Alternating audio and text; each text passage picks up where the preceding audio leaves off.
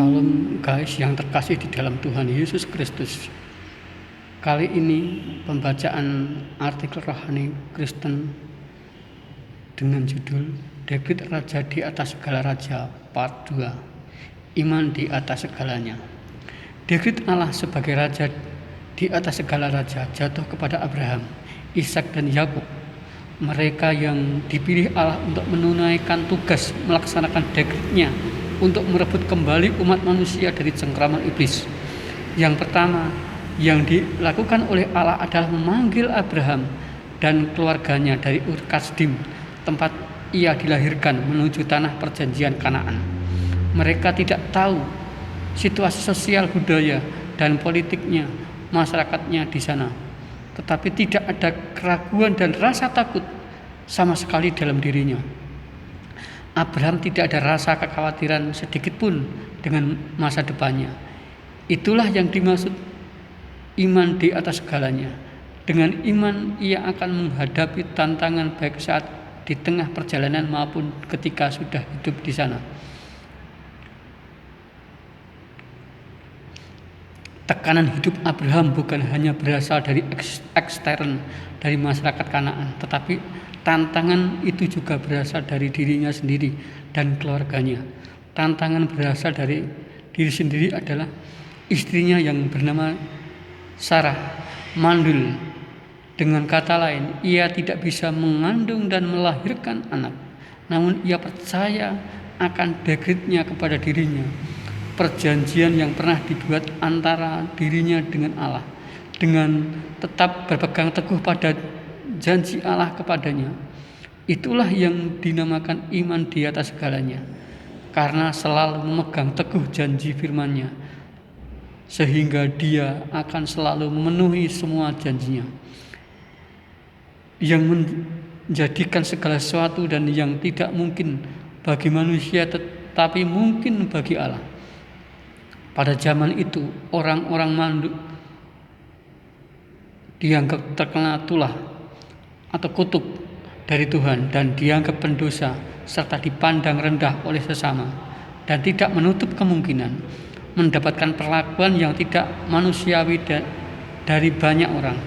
Tuhan Allah memenuhi janjinya dengan membuat Sarah mengandung pada usia 90 tahun dan Abraham usia 100 tahun.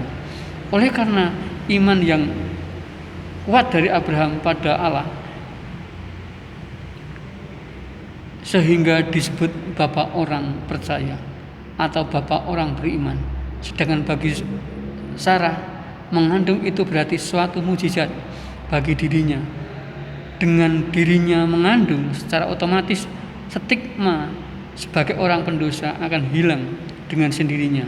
Dengan kata lain, mengandungnya dia, baik dengan langsung maupun tidak langsung, sudah mengangkat derajat atau harkat dan martabatnya yang sempat direndahkan serendah-rendahnya,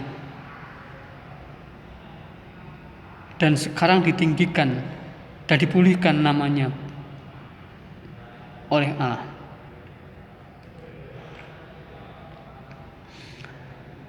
Setelah Sarah mengandung dan melahirkan bayi laki-laki serta diberi nama Ishak.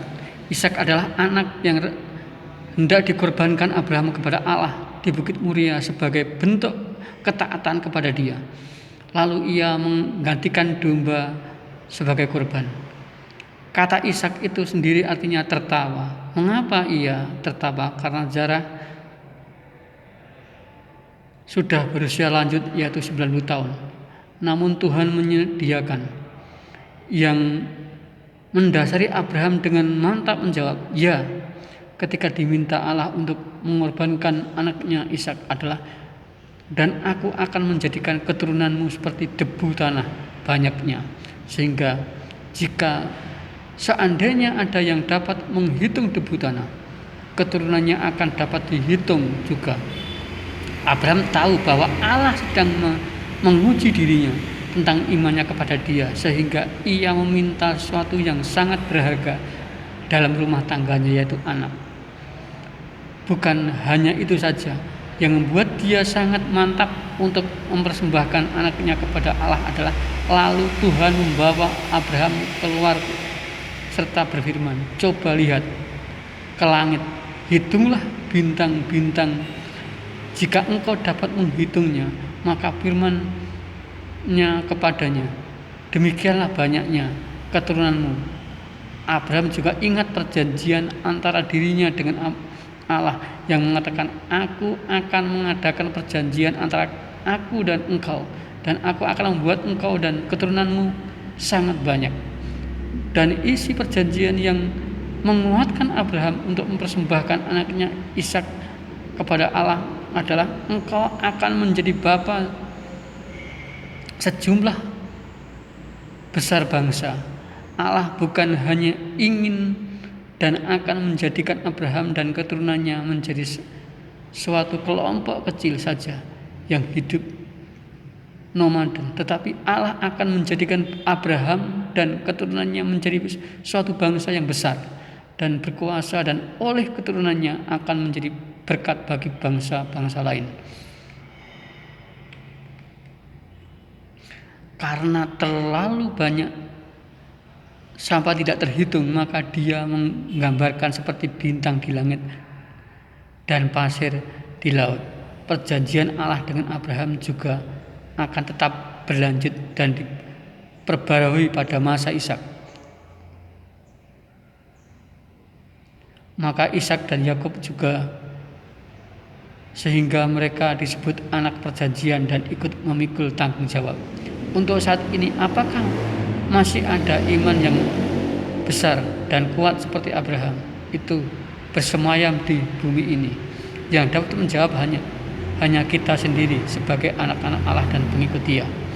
Amin dan bersambung.